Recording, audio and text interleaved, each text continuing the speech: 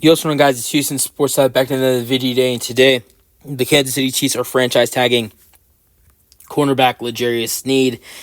Sneed will make $19.8 million on the franchise tag, and the Kansas City Chiefs have also informed him that he will not be receiving a long-term extension. Now, who knows, that might change, but also reported today that the Kansas City Chiefs are giving him permission to seek a trade. L'Jarius Sneed, and also I'll get to that in just a second, but to me, hearing all this, it sounds like they want to bring Sneed back. They want to include him in their plans for the 2024 season. But to me, what I get is that their priority right now is to bring back Chris Jones, and they want to have the money to bring back Chris Jones.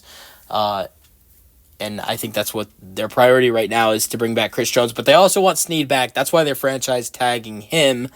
And Sneed has been with them for the last 4 seasons, won 2 Super Bowls, of course, 2020 in his rookie year, and just a couple weeks ago when we saw the Chiefs win the Super Bowl.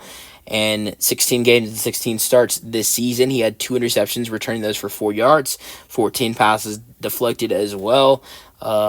He had 1 fumble recovery, 0 sacks, 78 tackles, 5 tackles for loss, 3 QB hits. Also, he is a lockdown defender. If you're a wide receiver, you do not want to go up against L'Jarius Sneed, and I think he's a big part of this Kansas City Chiefs defense. I think with Chris Jones, he's obviously the leader of that defense. I think if you're going to talk about the Kansas City Chiefs defense, Chris Jones is the GOAT of that Chiefs defense.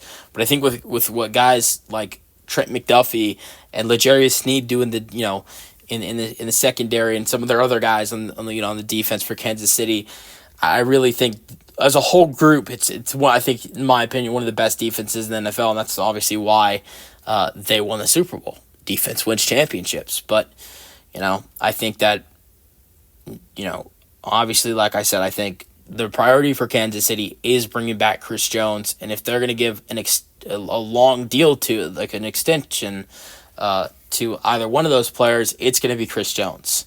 And if I was Sneed, I wouldn't seek a trade. Even if you're going to go another season without getting an extension, which you deserve of 100%, I would stick with the Chiefs. I think they got, right now, in my opinion, I think they have one of the best odds to win the Super Bowl next season, because I think Patrick Mahomes is going to be better next season.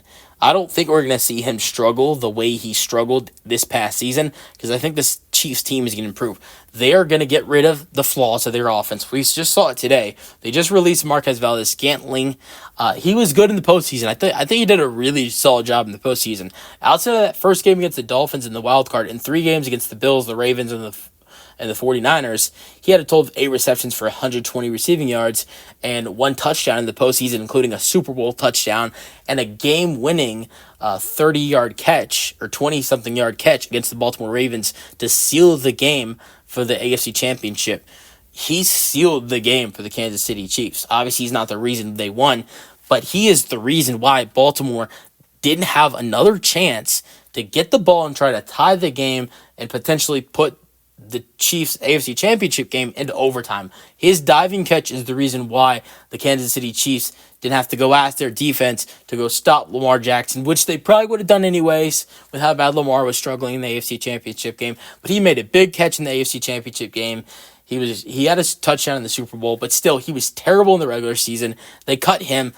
It's only days, in my opinion, it's only a matter of days before they cut Kadarius Toney. So 2 guys like that are gone. Those are 2 guys who made mistakes for the Chiefs and dropped a lot of passes in the 2023 season.